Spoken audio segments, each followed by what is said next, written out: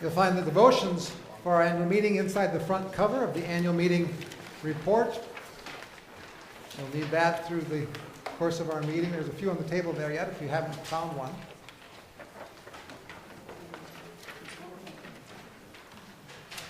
I think we'll begin today with singing "We Are All One in Mission." Shall we stand? Please, let's sing.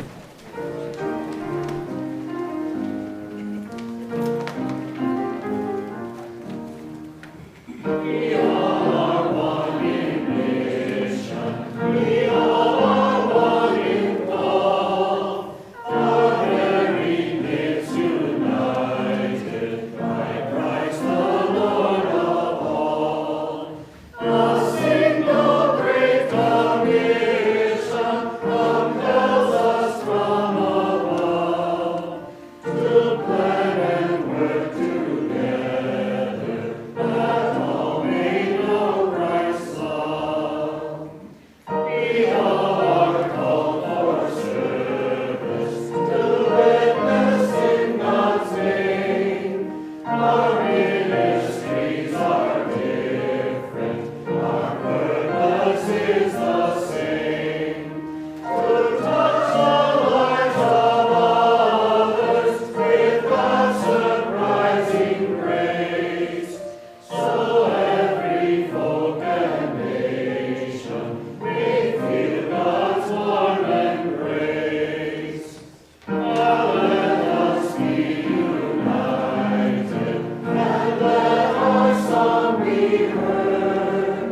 Now let us be a vessel for God's redeeming word. We all are one in mission. We all are one in call. Our very gifts united by Christ the Lord of all. Please join together in the dialogue. Praise the Lord. Praise the Lord, O my soul. I will praise the Lord as long as I live. I will sing praises to my God all my life long, Happy are those whose help is the God of Jacob, whose hope is in the Lord their God, who made heaven and earth, the sea, and all that is in them, who keeps faith forever, who executes justice for the oppressed. who gives food to the hungry. Praise the Lord. Praise the Lord, O my soul. And from 1 Peter chapter 4, like good stewards of the manifold grace of God, serve one another with whatever gift each of you has received. Let us pray. Almighty God, your Holy Spirit equips the church with a rich variety of gifts. Grant that we may use them to bear witness to Christ in lives that are built on faith and love. Make us ready to live the gospel and eager to do your will, so that we may share with all your church in the joys of eternal life. Through Jesus Christ, our Savior and Lord. Amen. You may be seated.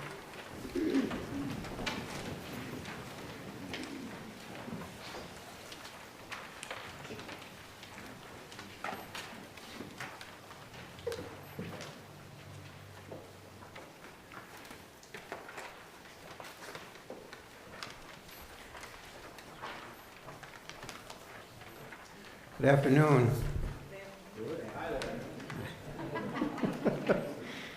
The agenda is here listed on page 3 in the booklet that was handed out. First item listed is the HTLC Foundation Report. Is Mark here to read that? Or if not, it's listed on page 22.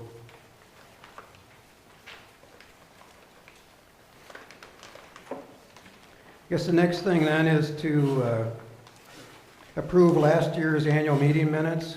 They're listed on page 20 and 21. Does anyone have a... I move to accept the minutes as written. We have a I second. we've got a motion and a second. Is there any discussion? If not, all in favor, please say aye. Aye. All opposed, same sign, or abstain. Motion has passed unanimously. The next item is the audit report from 2013. Terry Zaccaro had prepared that.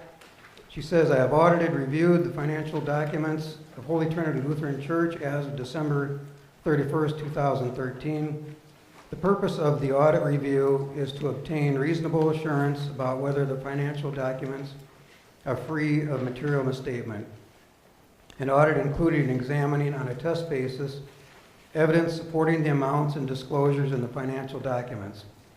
I used the 3 months of February, June, and November 2013 as my sample in conducting testing. I reviewed deposits, expenditures, payroll, and bank reconciliations.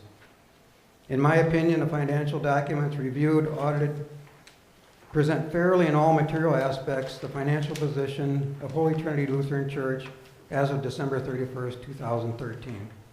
Signed, Terry L. Zaccaro.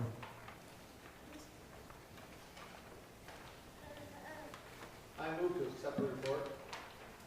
Second. All in favor, please say aye. Aye. Any opposed, same sign, or abstain. Audit report has been accepted unanimously. Finance Committee report. Amanda, did you want to go over that?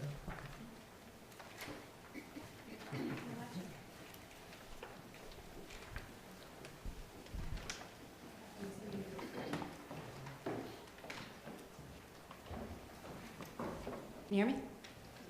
All right, so I'm Amanda Matson. I've been your treasurer for a few years now. This is finishing my third year as treasurer. So this sounds like a really long address, but it is written down in your annual meeting packet. So if you wanted to go home and find like Excel files and stuff to support whatever I'm showing you, type that in, and then you can see the electronic versions of all these things. Okay. So we're starting. So this is first combined giving. So this includes pledged and unpledged giving and loose plate. And so if we know that you pay, even though if we don't have a number for you, but we know it came from you, then we keep track of it. And then it also includes all of your pledged giving and whatever people throw in the offering in cash. So it includes all those things. And you'll see that you all gave more in 2013 than in 2012, and for that, thank you.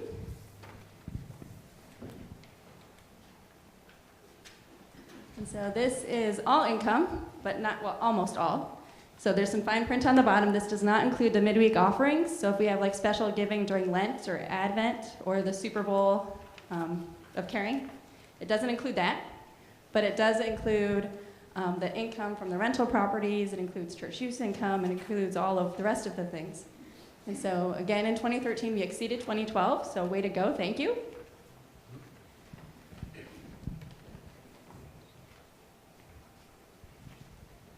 Expenses, I don't know how well you can see it. They're almost the same, except that 2013 is slightly less than 2012. So everybody who's spending money spent just a little bit less than they did last year, or a year back. So good work on that. This doesn't include earmarked donations. So if you gave us money and then we spent it, that was for a specific purpose. Like if you gave us money for the loan and we paid it to the loan, it didn't touch our budget. And so it didn't get counted as an expense. We also didn't count it as an income, but just so you're clear, it's not an expense either. Also, this does not include paying for intern Pastor Dave to be here. That came out of the Coney estate, and the Coney estate's a separate bequest. Okay, so this is the big question, right? How did we do? We all paid better, we all spent less, so how did we do? Almost right down the middle. We spent slightly more than what we gave. Our giving was shy by $11,627.57, which sounds like a lot of money. It's way more than I can just pull out my checkbook and write. But when you keep in mind how much we spend overall and how much you gave overall, that's basically saying how far are we from making that line go straight down the middle. Right. And so We're slightly over. And I kept the pie from last year. I didn't show you a pie, but there was one. It existed. This was the one from last year. And so we're slightly straighter than we were last year, which is a good thing. Last year we were under by 32,596.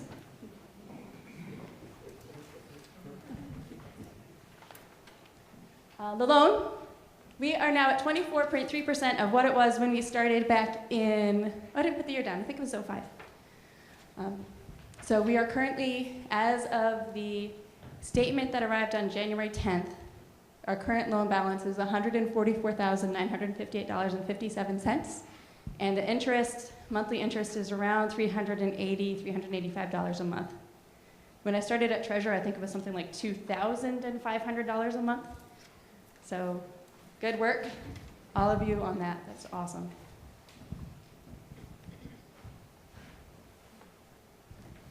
Aura Gremmels, at the end of 2013, we are at $205,290.75, which is slightly more than last year at this time. And our earnings are slightly higher as well. And in case you're not sure about the divide, remember the principle is for all things that are kind of connected to the sanctuary. And there are details, fine print involved, but if you're not sure about what's going on, think sanctuary and rest of church. And so anything that's principle can go towards sanctuary, and anything that's in earnings can go towards rest of church.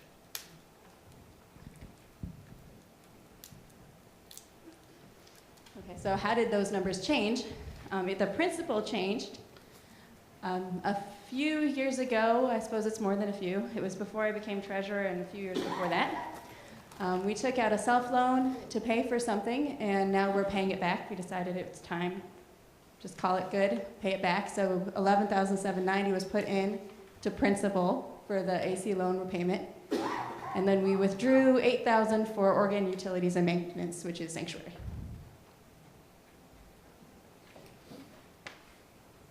And then the earnings line, last year we withdrew $21,572.70 to cover the 2012 deficit.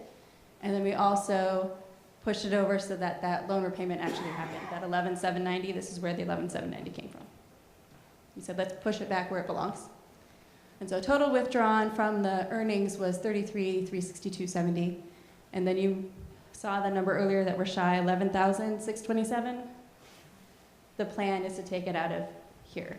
I haven't scheduled it yet, it hasn't been initiated, but the current plan is to take it out of there. And as a little interjection, I am a mathematician, not an accountant, so I can give you all sorts of number sense, but I don't know accounting policy, right? And so if you have a suggestion, or if you'd love to be treasurer, did you get it? Come be treasurer. Anyway, so this was the loan I was talking about a minute ago, the air conditioning loan. It was in 2008. We borrowed $13,440 for the purchase of a new air conditioner unit to cool the office areas of the church, and then this loan has now been repaid in full, so you won't see it show up next year, because it's done. Okay, Coney bequest. So just in case you were wondering, in the Coney estate, we had an initial donation in the high 60,000 mark. And if I take that and I put it all in a pie, this top left corner that's kind of blue-gray is how much it has cost us thus far for intern Pastor Dave to be here.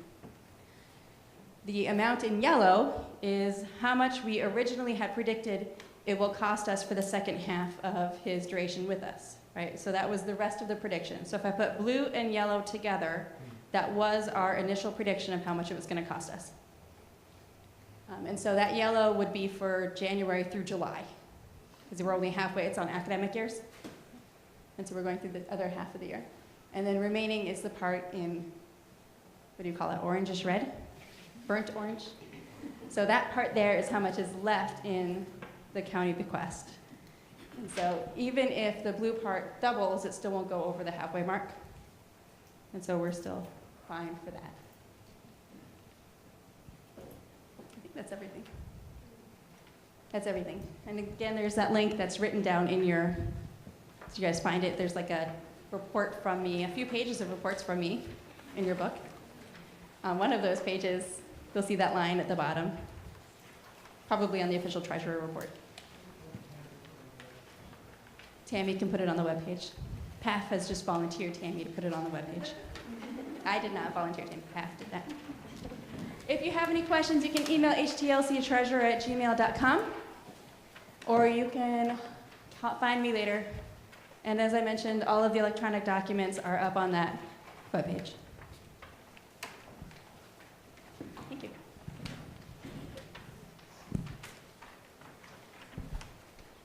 Thanks, Amanda.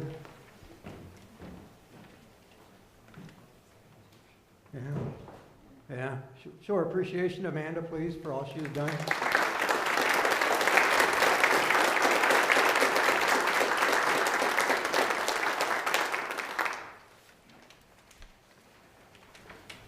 Next item on the agenda is Adam Eikamp to present the 2014 budget.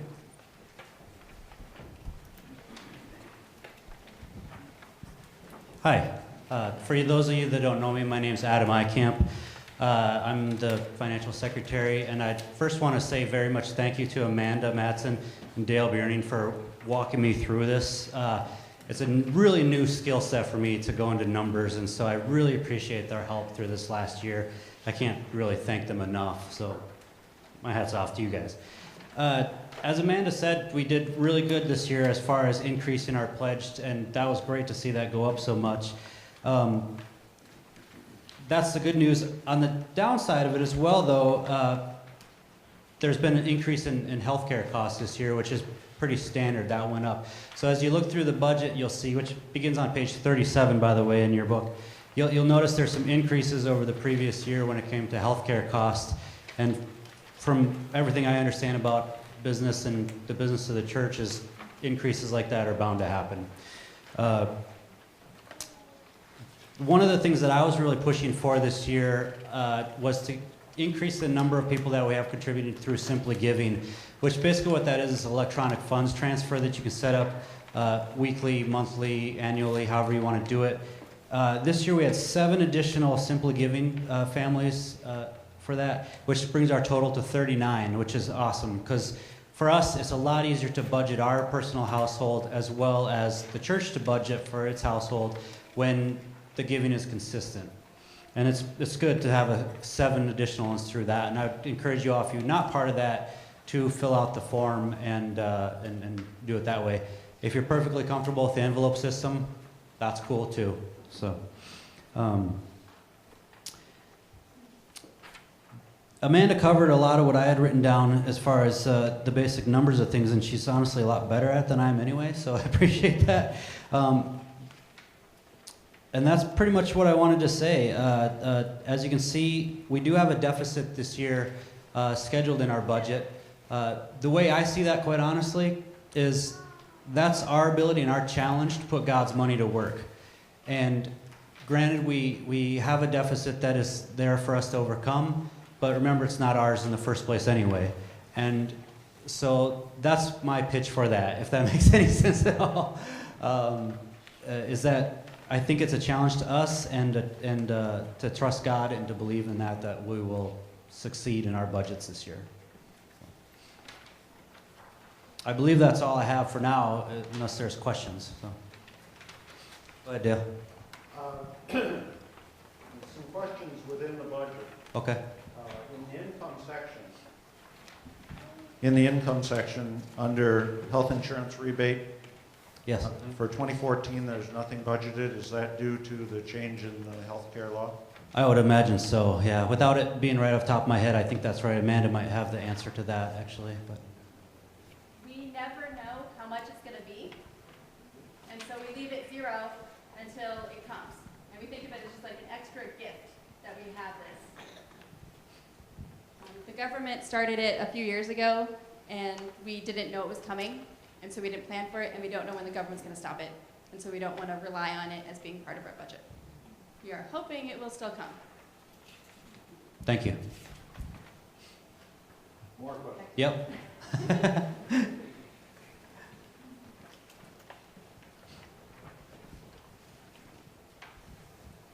The next line down,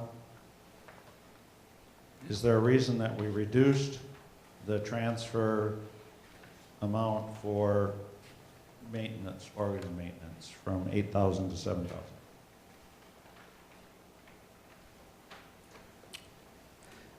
I don't know if there's any particular direct reason for that, honestly. Okay, I would hope that we would raise that back up. Okay. At least reduce the shortfall a little bit.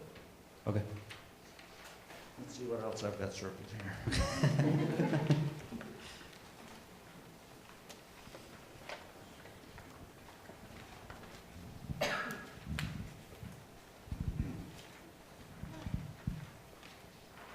I guess that was all of the questions I had. So then I've got some comments and some suggestions. Okay. Comments,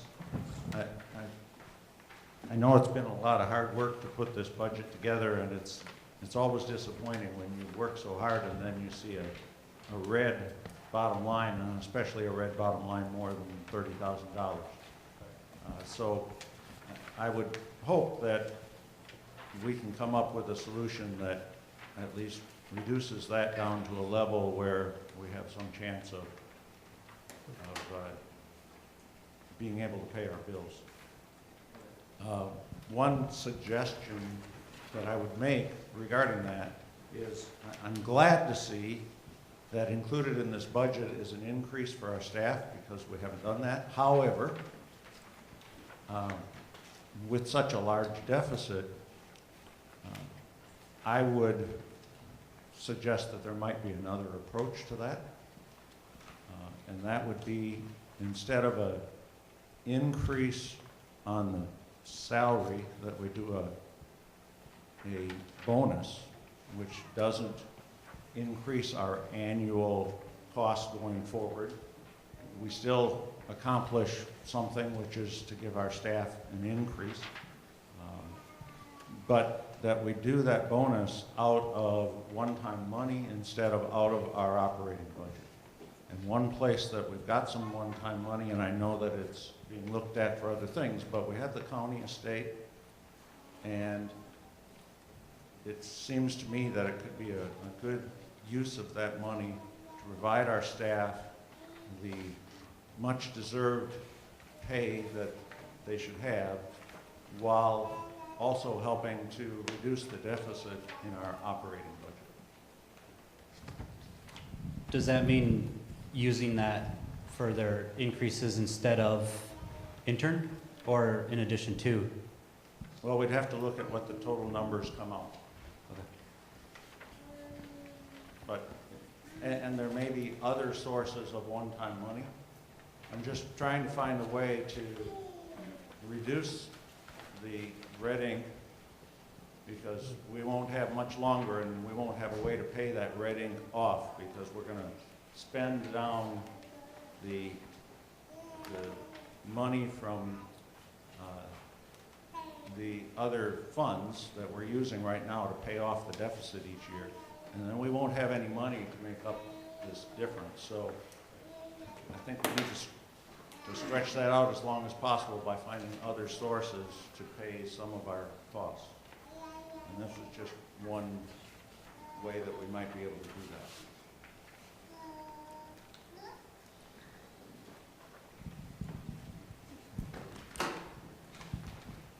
Any other thoughts on question on that, expanding on that, or contrary to, either way? I'm Dwayne Ernster. Dale and I have sat through a few budgets. We have seen shortfalls, in the last few years. We talk them like $20,000, $30,000, but actually our budget's about $150,000 short of what we want to do. We'd like to bring on another pastor, do other mission work, but we don't seem to have the income for that. Here we're squabbling over $20,000, but realistically we're short about $100,000 or $150,000 for what we need to do as mission in this church. And I think that's the bigger question. We're looking about trying to keep the lights on, but we're not doing what we need to do. We're short pastoral staff and stuff like that. So I think we need to look at that question, not the 20 or 30,000, but the actual 100,000 we're short to do what we want to do here.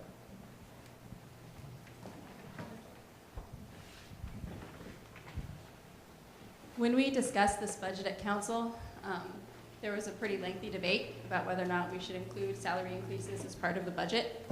And what was the turning point for some of the council members was when we did the calculation, having increases in there for salary was something like less than 0.5% of the total expense budget. And given a choice between less than 0.5% of our total expenses and not giving people increases that they deserve, we decided, let's leave it in there.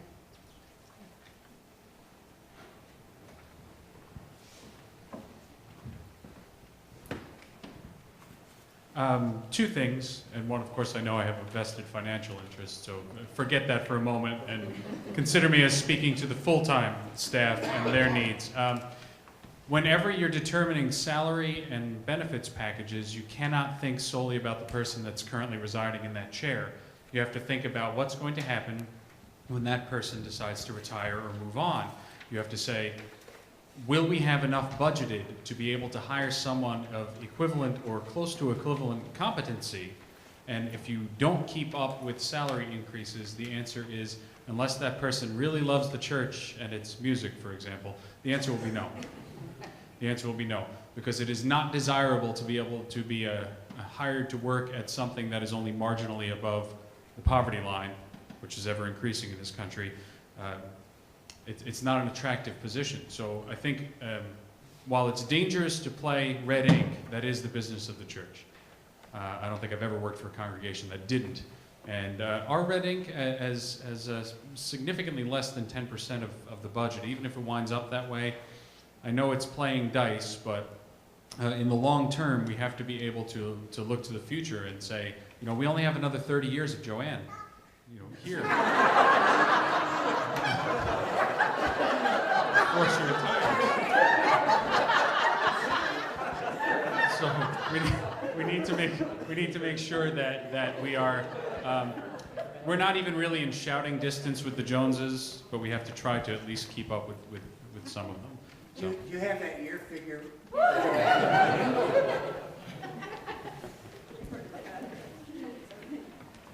Go ahead, Glenn. Question.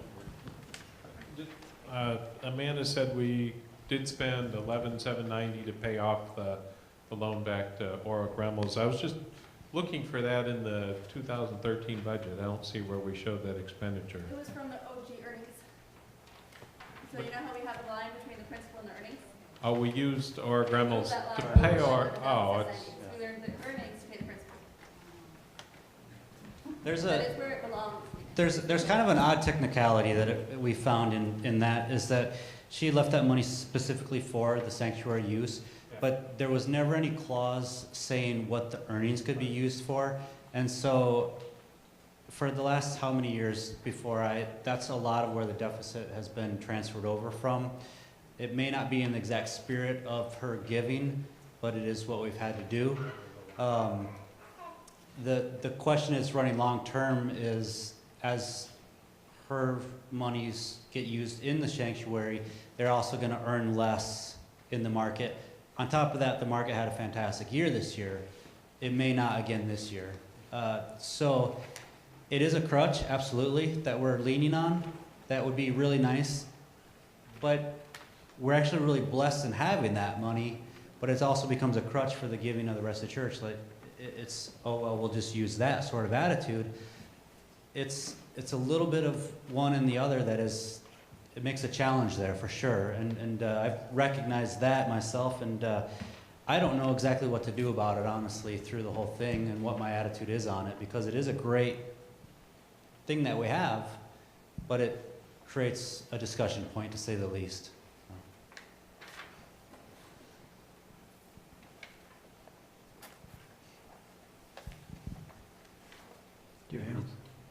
Thanks, Adam. There's been a few comments, I guess, made during this budget discussion. The first comment was, should we increase the transfer from Ora Gremmels from $8,000? Right now, it's $8,000. The budget is for $7,000. Do we want to bump that up to $8,000 as Dale has suggested? If so, we'd need a motion for that, right?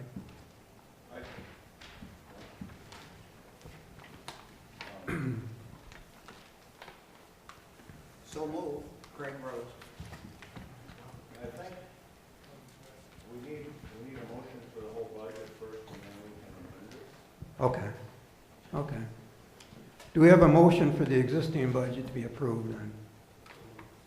David Craig made motion, Glenn Lichty second. All in favor, please say aye. No? Oh, we got a discussion first? Sorry. Any discussion on that motion? So now I would move to amend the proposed budget to change the allocation in 4.100.025 from 7,000 to 8,000. Is there a second for Dale's? Craig Rose? That's seconded. Now do we vote on that? Oh, discussion on Dale's amendment. None seen? Oh, wait. Is that something we need every year? I don't know that we've had it every year. I understand what it's needed for, but is it every year? It's been 6,800 every year. What's that? Instead of last year was 8,000. Every year. To answer your question, how much maintenance do you put in on your vehicles every year? I mean, really, I'm not trying to be smart. The fact is, that's a living, breathing machine up there and requires a certain amount of maintenance. And it's going to get more so as it ages, the wind chests and so forth. And a heads up, folks, within the next decade, we need to think about a major rebuild on that. And that's, considerable. So it serves us well now for what we're doing, but it's aging and it's going to require more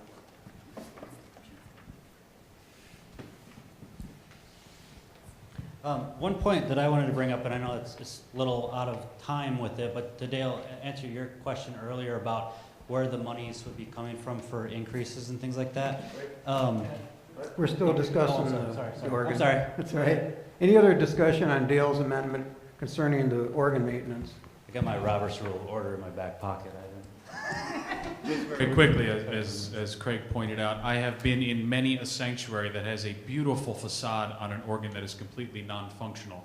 So, it's very sad. And our church has such a wonderful wealth of different musical styles, but at the root of Lutheran worship since the Reformation has been that instrument, and keeping it in good repair is rather costly.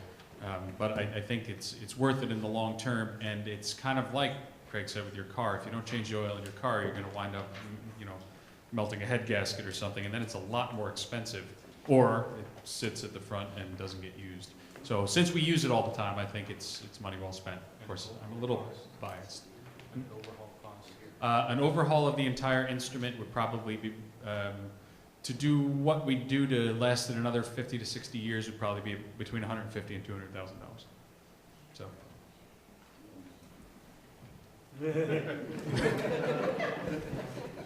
Any other discussion on Dale's amendment?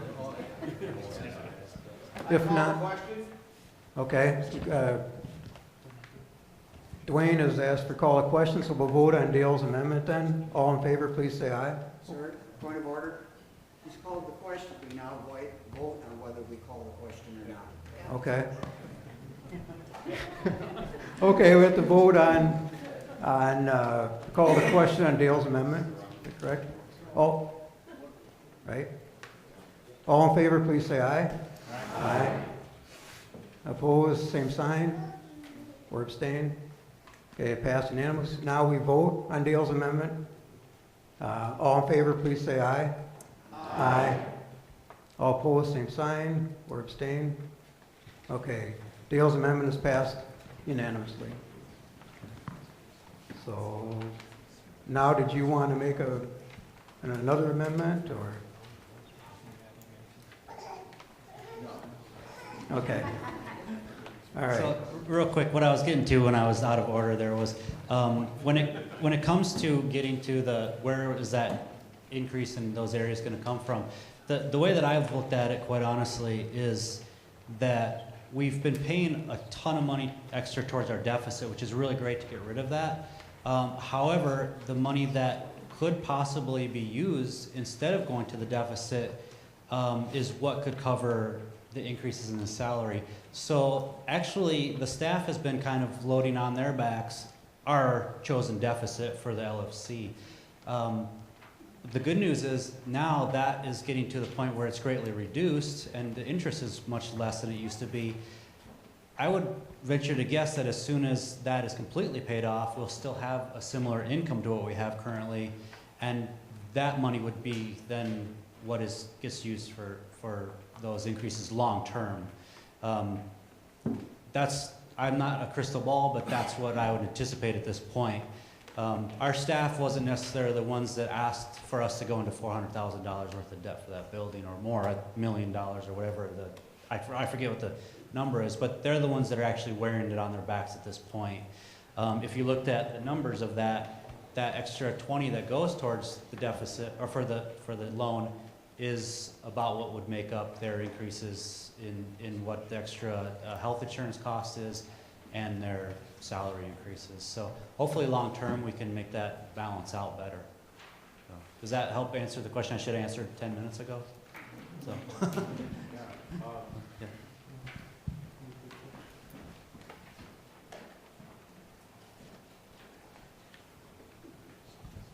So with that as a thought process, what does the congregation think of the idea of reducing the amount of money that we're paying on our loan in order to reduce the deficit and provide the needed increases to salary? So I think we're at the end of our 3-year fundraising for the debt reduction, but when we started the debt reduction program, we committed to people that we would use the money that people paid extra for debt reduction strictly for debt reduction. Right.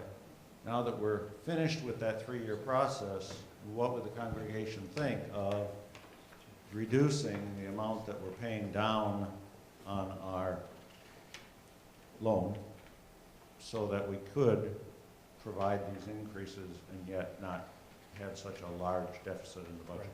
If I remember right, and Amanda probably has these numbers exactly, there is a specific amount that we are, like 2608 is what we're, 26,000 and change, we'll call it. 2,680, excuse me, is what we're scheduled to pay towards the debt. That's our agreement with the bank on what we were supposed to pay. So anything in addition to that is what Amanda was talking about earlier, what we've paid down in addition to. So as it is budgeted though, it's $20,000 that has to go towards the loan essentially. Anything above and beyond that is basically the money that I'm talking about, that you would be talking about also to help pay to the staff. Is there no additional money going toward the, are we just paying the minimum on the loan? On the loan. Or is there money there that could be diverted? Amanda could probably answer that the best. So currently what happens every month is that we pay the minimum payment on the loan, and then Kathy's here right now, but Kathy then writes a second check for additional payments that people send us. So if you gave extra just for the loan, then that gets in Kathy's check that she writes, the second check that goes. To pay the principal down. Thank you. And that, as Amanda was saying, doesn't actually touch the budget. It kind of goes right through without being part of the budget at that point. But that could go into the budget, right? If you change the process? Yeah, I would imagine so. Yeah. Go ahead. Just a comment from what Dale was speaking about there earlier. In our congregation the last, well, first of all, I've been here for about 9 years, and I think every year we've always had a budget that wasn't fully funded, but usually fully spent. Yes. The expenses were there, but the revenue was not. And one of the nice things we have going for us is we have the Dave Ramsey class for church members or other people to take. And I've read Dave's books, I listened to him on the radio. I believe he's got a good amount of common sense. And perhaps we need to use his philosophy and his ways of paying off your debt before you spend more money as a thought process in future budget development. You can't do it today, it's too late. But we've gone from an unspent or from an unfunded balance of around $9,000 or $10,000 10 years ago. Now it's approaching 35 or something like that. We don't have the luxury of being a federal government just to print more money. Otherwise, I'm sure we would. But the concept, I think, is very solid. You pay your debts before you increase your expenditures. We need to work harder at that in our annual budget. Thank you.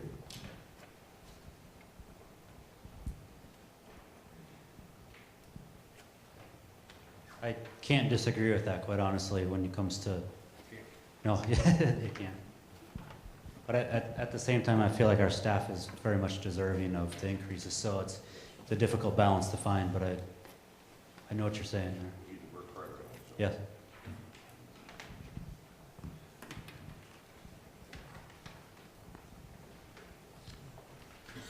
Are there any other amendments then that are going to be suggested before we vote finally on approving the budget then? Is that correct? I'm sorry. If there's no more amendments, we're going to vote now to approve the budget. The only amendment then that we're voting that's already been approved then would be the increase in the organ maintenance for $1,000. But other than that, the budget as printed in your manual is what we're approving. So all in favor, please say aye.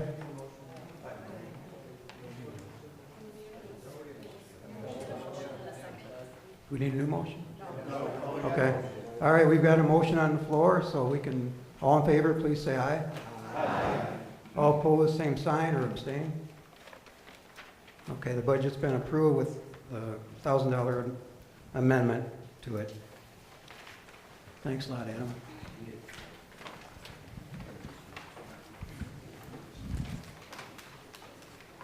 Next section is we want to approve the committee reports. They're listed in your booklet from pages 26 to 31.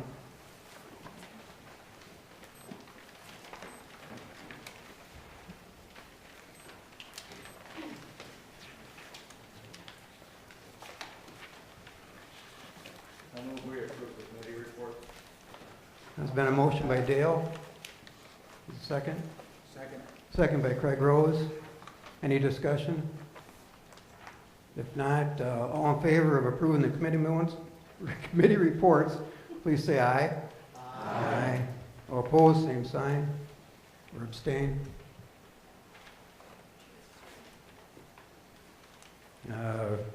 Next important item is my report, which is listed on pages 8 to 9.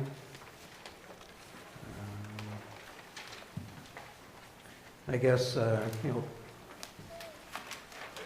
next section after that is the family ministry report. Does Sarah want to come up? Okay.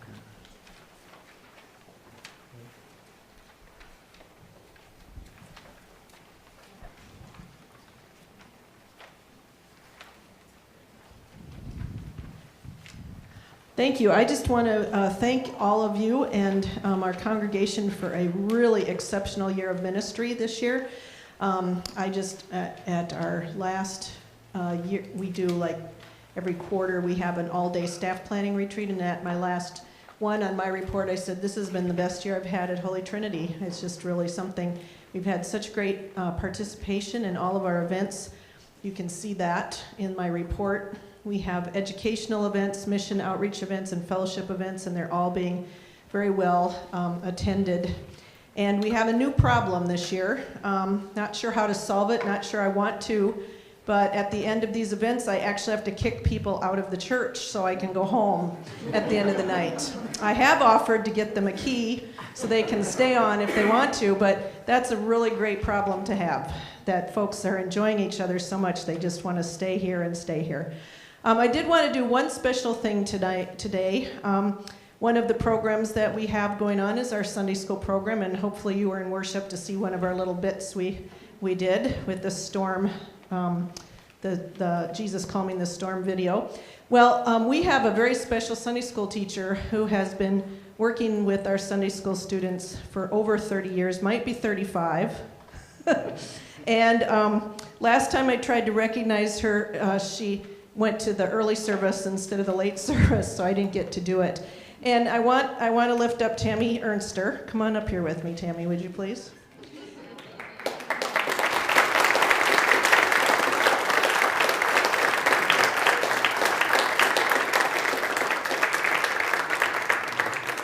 Now, not only is Tammy a very important Sunday school teacher, she is our preschool Sunday school teacher, and I must confess that's not my age group. I'm still figuring that out. I've learned a lot from Tammy. I've learned a lot from our preschool teachers in Noah's Ark, and I'm still learning. But in addition to being a Sunday school teacher, Tammy is the #1 hospitality person for our young families. Because when they bring their students in, sometimes age 2, because she's very open to having younger kids come into her class, she's the one that welcomes the parents and the new students and makes them feel welcome here at Holy Trinity Lutheran Church. So we have an amazing volunteer in Tammy, and I just think after 30 years, she deserves a big round of applause at the very least.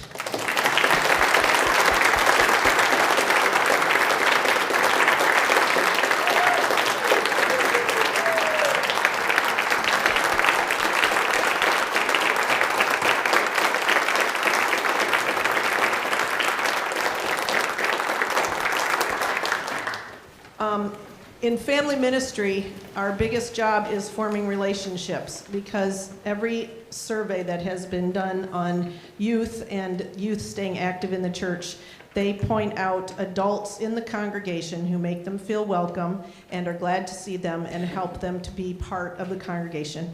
And Tammy's an example of that. Thank you.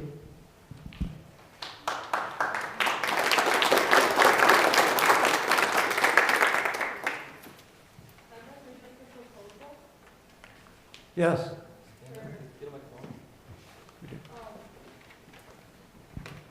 Hi, I'm Marie Ernster. I've been with the church for my entire life now, but I've noticed a drastic decrease in high school attendance of Sunday school, and I'd like to propose that maybe we should separate the combined middle school and high school classes, because the middle school class is under a curriculum that the high schoolers have already gone through, and if we separate the classes, we can then allow the high schoolers to go into open discussion and debate over the Bible, and have a regular Bible study, but for high schoolers.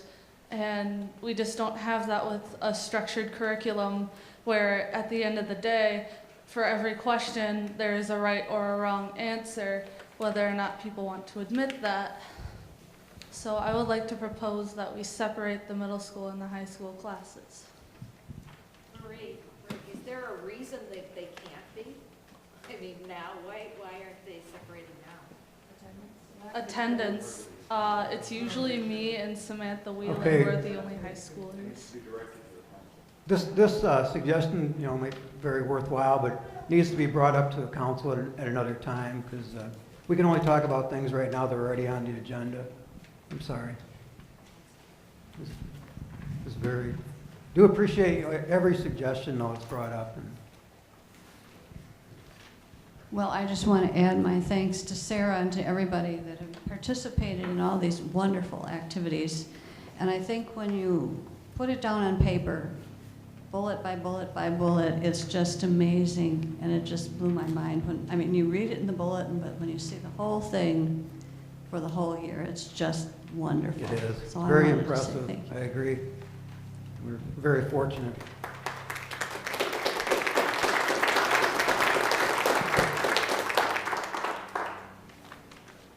Okay, the next item on the agenda is intern pastor Dave's report.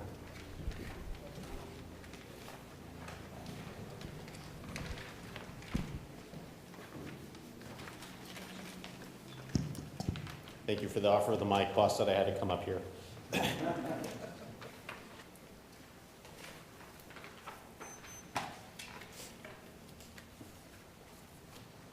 Good afternoon. So what exactly does it mean to be an intern? What does it mean to be an intern here? How do you become an intern? Well, the internship process, getting ready for it's got many facets to it. You have to write this big major paper at the end of the summer between your first and second year. Got to go through interviews with faculty and staff, and your candidacy committee, that's the group that kind of follows you all the way through the process.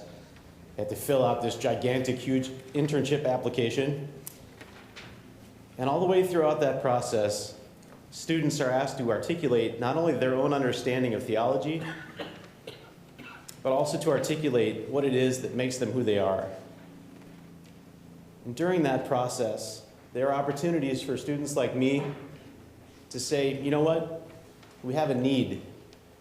We get to say we're going to be open to the Holy Spirit and the internship committee to put us wherever they deem fit.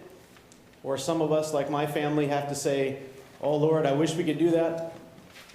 But we have a situation where we're going to need to be a little more specific about where we end up. And that's how we ended up here. So is Holy Trinity a good site just because you're close to Wartburg Theological Seminary? Well, yes. You know, the thing is, there are other seminary students and families like ours who have real needs to stay local. Now, is that the only reason why this is a good site? Heavens, no. You know, you have a lot to offer to an intern. I'm going to just kind of point out a couple things here. And the first is what they call enhanced ministry. Now, here's what that sounds like. I have a short list of the many different ministries that I've been blessed and privileged to be a part of in these first 6 months. Here we go. Are you ready? Okay, so worship. I went back and did some counting. Like Adam, I am not a numbers person, but I did keep track. 25 full weekend cycles, 3 Advent services, Christmas worship, and a blessing of the animals service for the grand total of 82 worship services so far. Preaching. I've had a chance to preach through 10 regular worship cycles on the weekends. Now there's more to come here in just a second. Pastoral care. I've been on 25 hospital or sick visits so far. Done about 20 at-home communions on a regular basis with some families who can't make it to church. I've done 12 every member visits. What that means is I get to come into people's homes, sit down, have a cup of coffee, and listen to your stories. I'm getting ready to get on to my next batch of those right now.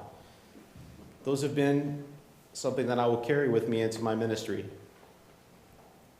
Funerals, I've done 5. 3 for members here within the congregation, 1 in the pastor's absence, and 2 for non-members in conjunction with Sigurd Funeral Home here in town. Premarital counseling sessions, I've done 5 with people. Had to put that in there. I've been a part of 2 weddings here. One of them, thankfully, I was actually able to preach at. That was a wonderful blessing. Was able to walk through some of the counseling sessions with that couple and be a part of that. That was a beautiful event. I've been a part of committees. I'm not going to tally them up, but church council, Stephen Ministry, stewardship, worship planning, lay internship committee, weekly staff meetings, and others. Been a part of the Christian education process here with adults. Starting off the year in the VBS, Adult Bible Study. I've been a part of a weekly Bible study here on Tuesdays with the Men's Bible Breakfast. I'm a part of an ecumenical group that meets at Wartburg twice a month. And I'm also been active in the Making Sense of Saturdays, the Making Sense of Scripture group that meets here twice monthly on Saturdays as well. And we have an upcoming couples retreat. It's a lot of opportunities to engage with people. Christian education for youth and families. Well, my biggest impact here has been with confirmation students. It's been a blessing to be a part of that. And I'm a part of that not only as an educator, but also as a parent. I'm there as a guide and to also help occasionally with teaching, which has been really wonderful.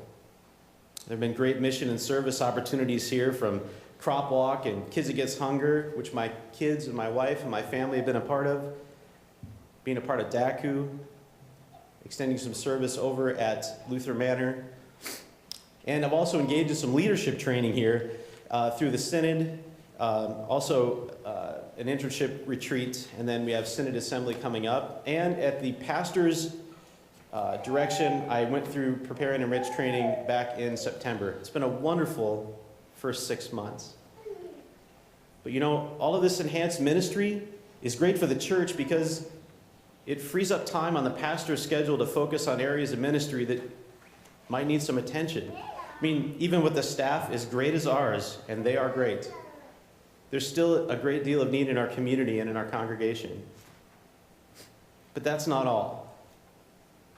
Each of these experiences also provides a learning opportunity for an intern to see the ways in which a church like yours is answering God's call to be the light in the world, to be the ones looking out for the neighbor in need.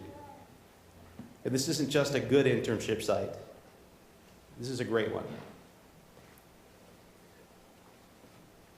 And from my vantage point, I'd like to encourage you to keep this internship program up and running in the years to come, and to engage in yet another ministry within the life of the Church of Christ. And that's lifting up new leaders and encouraging them to use their gifts, and also to learn from those with which you share. And as I said in my report, there's another second-year student out there right now filling out their application, going through the meetings, with the hopes of being placed in a church just like this one. And I hope and pray that you see the benefit of participating in this internship program as much as I do. And thanks.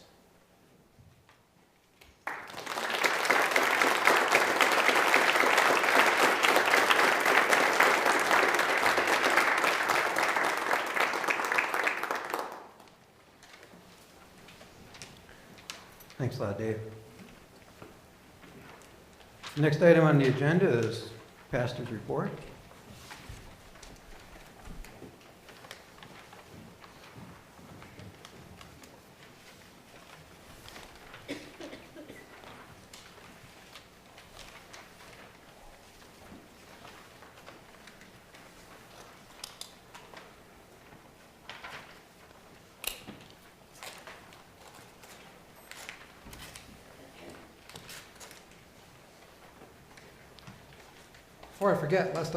Before I start, lest I forget, it was really important and a wonderful experience to listen to y'all talk about our mission budget. The thoughtful things said and the ability for us to be aware of what's going on, it warms a pastor's heart and an almost pastor's heart to listen and hear what was going on in this room. So thank you for that. Really, thank you. Well done. My report then, I want to spend a little time in what I have written. I love this verse. For surely I know the plans I have for you, says the Lord. Plans for your welfare and not for harm, to give you a future with hope. I love this verse for what it says, but I also love this verse for the context in which it appears. A false prophet, or the king's prophet Hananiah, said, y'all are going to be back from exile in just 2 years. Well, Jeremiah had the unhappy job of telling him, no, it's going to take decades. It really is. So future building is never an easy thing. And not only that, by the time you get started, God will change things. But yet, talking about the future is pretty important stuff. So today I want to spend a little time with that. And I had that same conversation with Sarah about what's happening here in this place, and for a number of reasons. We both agree it's been an incredible year, and we are very thankful for that. One of the greatest of the 9 that Sarah and I have been together in that, as we've watched ourselves grow. So, with the guard that one needs when we talk about the future, I want to talk about the 5 points that I've written about in my report and what they mean for us. So, they include these things. Pastoral staff in the Wartburg Internship Program, a leadership team built around member leaders and staff, ongoing pastoral visitation with members and friends, the retirement of the capital debt, in conjunction with the question of increase for staff salaries that we've been talking about. And then a question of our stewardship and what that means for us as a way of life. So let's start with the question of the pastoral staff and the internship. Now, what a gift it is for us to be just a few blocks away from one of the great, and I would say because, well, the greatest seminary in the church. Wartburg grads, raise your hands. We're all over the place in here. Yep. We are thankful for that and for that relationship and that continued growth in that relationship. And that has been a great part of this year. So when we think about the coming of this intern and our coming together as God's people in that, it's been an exciting thing. And I agree completely with our intern that while I knew this would be a good site, it really has turned out, because of you all and who we are and what we do, this is a great site. It really is. It's not just, oh, by the way, a close place to Wartburg.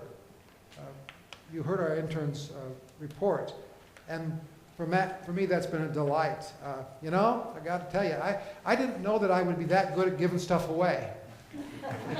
I was a little worried about that. And it's been a joy to watch and to do. And what a gifted person you are, and I'm so glad God is calling you to that. So, Intern Pastor Dave did say that.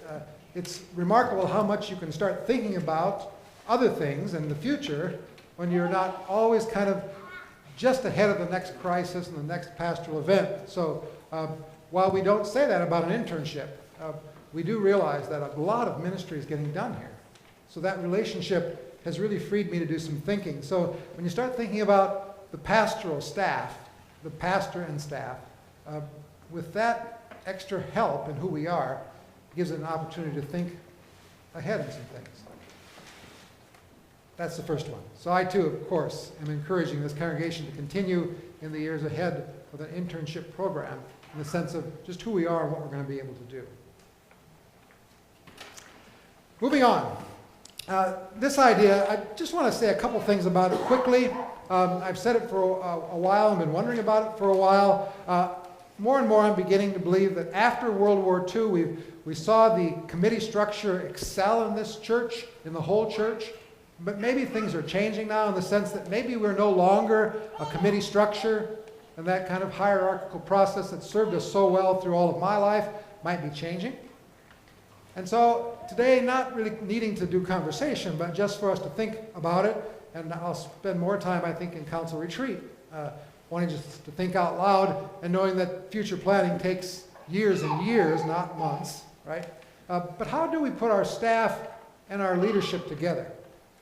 I'd like to be creative in that. We have this gifted staff that seldom, if ever, gets to sit down with our gifted council folks. And I'm wondering about restructuring that in some way, that we could be better at that we could be planning together and envisioning a future and planning ministry. We have this wonderful quarterly meeting in staff, and wow, great things happen, but it would really be nice to have more leaders at that, like these folks, so we could talk about where we're heading and what we're doing. Might be time to start thinking about that truth and changing.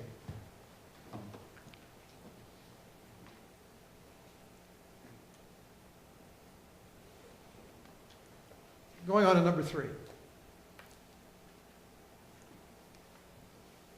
When I sat down with the call committee, anybody here that was on the original call committee besides Phil? Okay. Remember talking to Alan Pearson. My goal was to go and visit scores and scores of homes in the first 3 years. Didn't happen. Should be revisited and rethought, and how we could restructure, as Intern Pastor Dave said, that should be an important part of the pastoral office, and I'm eager to see that change for us and what that might mean, and also to find some ways for us to get together and do some sounding, to hear where we are in ministry together and what we're dreaming about, and that would be an important thing for the office of pastor to join with the leaders and see where we might go in that.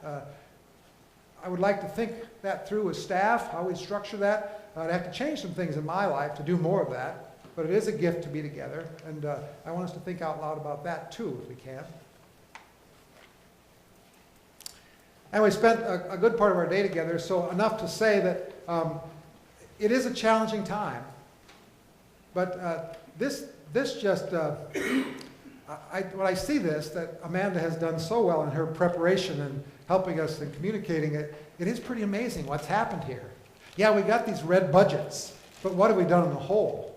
Wow, right? I mean, from 600,000 down to 150,000. Don't forget that. So there's great stuff happening in the sense of what we're doing. So we got lots of red ink, but in the big picture, we've got a solid process. But we do have to be realistic about what's happening. But don't forget what's been happening here. You know, when Dave Solberg brought that up some years ago, that we'd have a debt reduction campaign in 2008 and 9, I thought he had lost it. You know, right? But man, what's going on with this guy?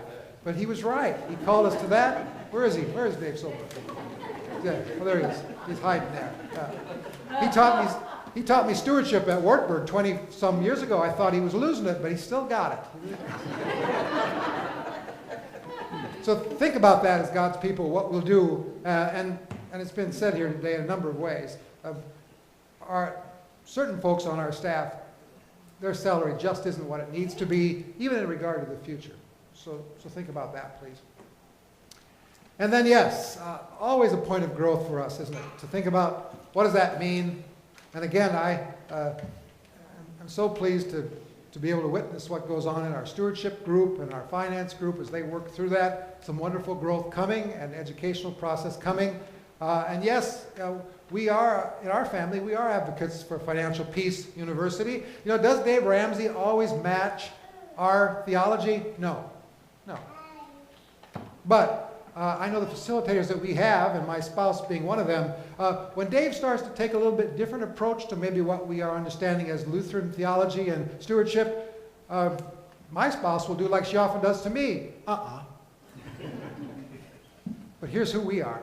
So Ramsey's platform is a good one, and I think we as Lutherans can use that and grow in that, right?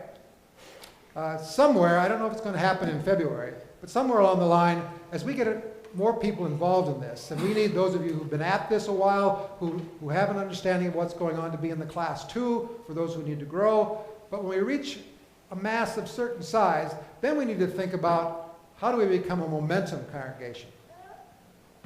We have funding ready. It may not happen this time. We'll see how that goes. But there is funding in it for Wendy Einsweiler, who's very interested, and I know my spouse Julie is interested, and I could use continuing ed to go there and learn what it means to be a momentum congregation, in which we just keep it in front of ourselves and we grow. It becomes part of our DNA, so to speak. So, time to do some thank yous. I'm almost done. That's a long list. Like I said, I would just say we love each other in the staff.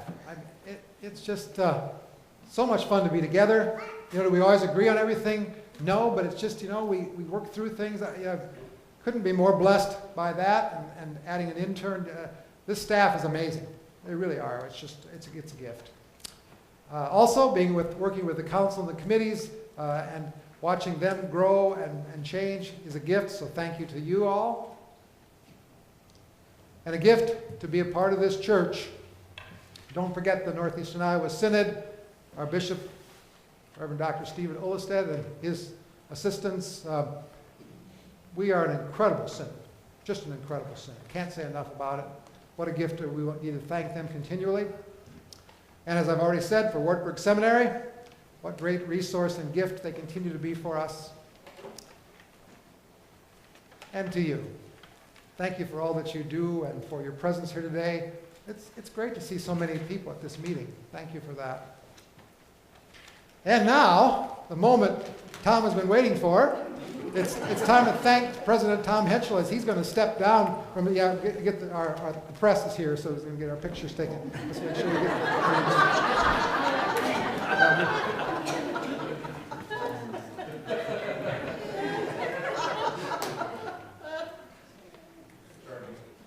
Okay. It'll be in the TH tomorrow on the front page, I'm sure. Oh, no, that's right, we're Lutheran.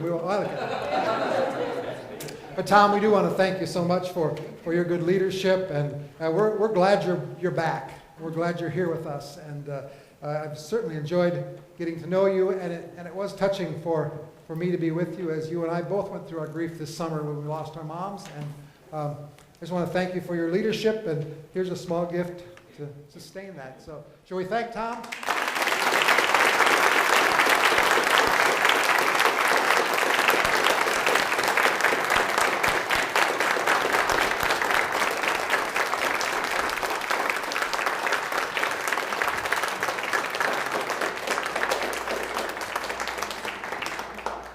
Thank you very much. I really appreciate all the support I received. It's truly been a blessing to be a part of this church, and a very good welcome back. Next item on the agenda is the internship committee, and we've got David Craig to come up. On behalf of the internship committee, I make the following motion. Holy Trinity Lutheran Church call a student intern from Wartburg Seminary for the 2014-2015 school year.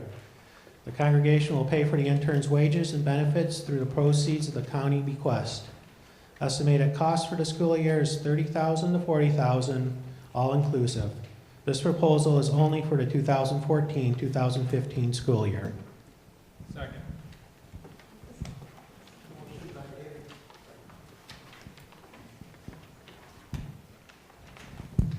Motion by David Craig and second by Brian Mark. Is there any discussion? Dale? Is there enough in the county estate to cover our expenses? Yes, there is. This year it was just over 30,000, and according to Amanda's report, there's 37,000 for next year, basically.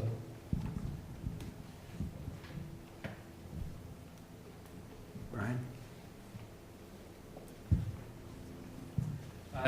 I have been blessed and honored to work with intern Pastor Dave, not just because he's a phenomenal musician, but what I have realized in the process, when I was standing in front of you last year, I spoke about some relief for the pastor who's doing essentially a two-pastor congregation as one human being, and I thought that would be the biggest blessing that we would get out of it.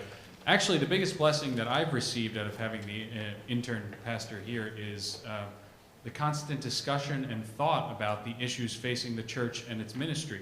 When I sit down with intern Pastor Dave, and I'm sure other people in the congregation and other members of the staff can say the same thing, we're talking about what the church is, what the church does, what it can be in this community and in the world in a way that a seminarian will do, will give an injection of idealism that you might not get from someone that has been in the trenches for years or decades. And I know that sounds like a trite reason, but that's a huge reason for me for continuing the program.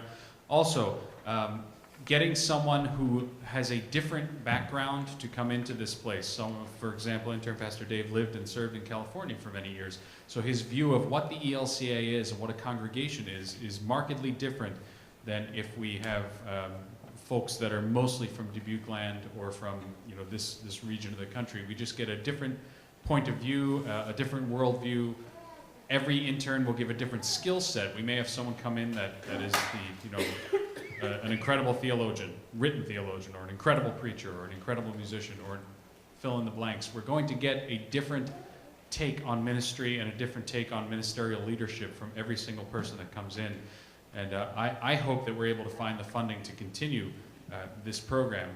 In addition, it makes this place that much more special and this place that much more desirable to folks that are looking for a church home. We have something special we can point to in the same way that my mother works at a teaching hospital where all young doctors come and learn how to be older doctors. We would be a place of learning in addition to a place of teaching, which is just magnificent to have both sides of the coin. So I like it.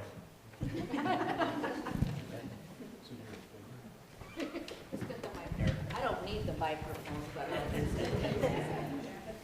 Hi, I'm Lenore Howard. I'm serving on the internship committee this year with David and a number of others. And one of the things that Pastor didn't mention is that Pastor Flater has been an incredible mentor in this program this year. He has empowered Pastor Dave in so many areas by stepping back, trusting him, not even, I think Dave said he doesn't even read his sermons. He doesn't mess with his sermons before he gets to give the sermon. I mean, that's a gift. And so it's kind of, the internship program is a two-way street. It's not just that we're helping an intern, but we really are, I almost have a calling, I think, in this area now. I really feel it's been a very special year. We are preparing another leader of the church who's going out of here because our pastor, because of us, we have empowered him with all the opportunities to learn, and this church does have a huge amount of opportunities. So almost more than even thinking about getting an associate pastor, I think that we almost have a call to the ELCA to continue this, at least for next year, because we really have a good program to give to an intern. So that's my say. I too would urge that we continue with the program. I think it's the best bang for the buck we've got going. Any other discussion? To you, Brian.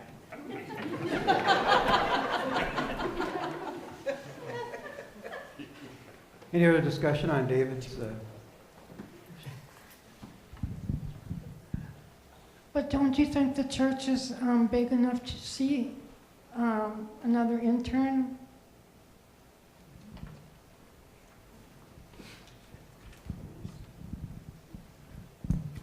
We do have paper ballots that can be distributed at this time, and then we could, at that point. Sorry. Do a voice vote first. Okay, we do a voice vote prior to having the paper ballot. Is that correct? Tom, do we have a motion yet? Yeah, there's been a motion by David and then a second by Brian Burns. Yes. I move we vote by acclamation, which is a way of saying that we all agree. Okay. Is there a second? Got a Seconded. motion by Craig Rose, second by Glenn Lichty. We vote on this motion, then to vote by acclamation. So we're just voting to vote by acclamation right now. Right. Okay, all in favor of voting by acclamation, please say aye. Aye. All opposed, please say same sign, or opposed. Okay. I guess now we'll vote for by acclamation now whether we're going to approve David Craig's motion to have another year with intern for the school year of next year. Point of order, we just did that. Oh, that was it? That was the vote. No?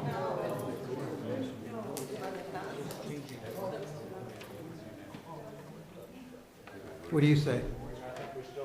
We still need to vote according to parliamentarian. Okay, so this vote is for, by acclamation, then we're approving David Craig's motion for next year. All in favor, please say aye. Aye. All opposed, same sign, or abstain. Okay, so the motion's been approved for intern for next year.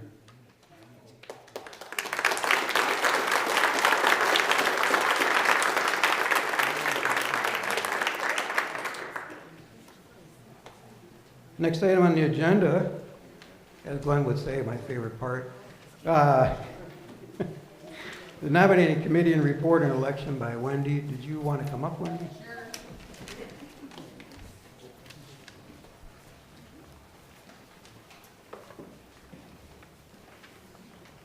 I won't review the report. You can read that in your papers. What I will do is move on to the actual ballot. Since I'm the end of the agenda, you know, we just need to get moving. There is a big game soon. Did anybody not get the green sheet? It's significantly different than what was printed in your paper. Anybody else need one?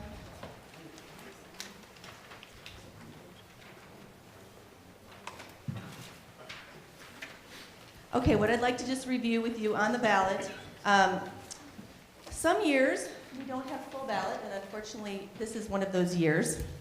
We do have 3 openings still. We still are in search of a vice president. We are still in search of a treasurer. And we are still in search of an outreach liaison to the council. We're certainly not opposed to you jumping up at this point and saying, I'll do it, but I didn't think that would happen. Okay. We have had some conversations with some people that aren't able to make a decision quite yet.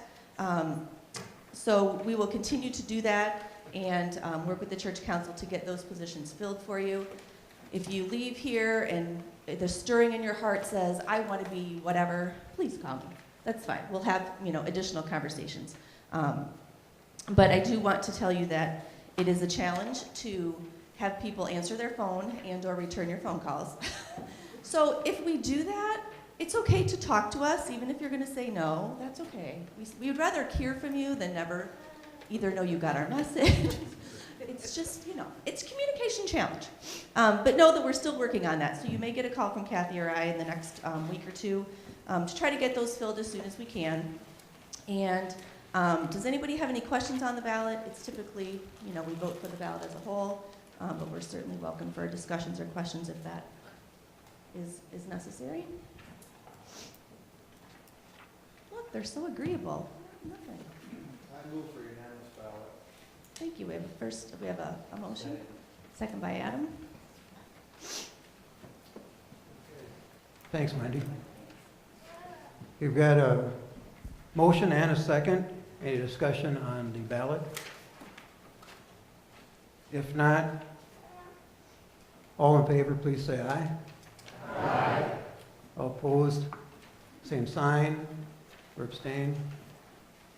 Ballot has passed unanimously. I know everyone wants to get home to get their Denver Broncos jersey on, so.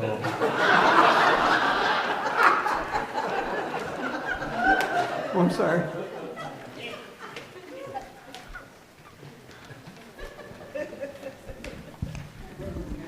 Before we adjourn, I just want to remind you that if you ordered pasties to go, they should be available for pickup in the kitchen. Gravy's been working hard to get them all baked for you, so please pick them up. And if you haven't paid, we'd like you to do that too, because we're going to be sending the money into Super Bowl of Caring. Thank you.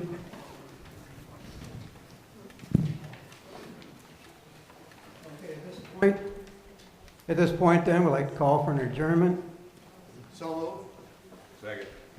Got a motion by Craig Rose and a second, by Steve. Okay. I don't think there's going to be any discussion on that, so all in favor, please say aye. Aye. Opposed, same sign, or abstain. So we would like to, everyone, say the Lord's Prayer together. Please stand. Our Father, Art in heaven, hallowed be thy name. Thy kingdom come, thy will be done, on earth as it is in heaven. Give us this day our daily bread, and forgive us our trespasses, as we forgive those who trespass against us.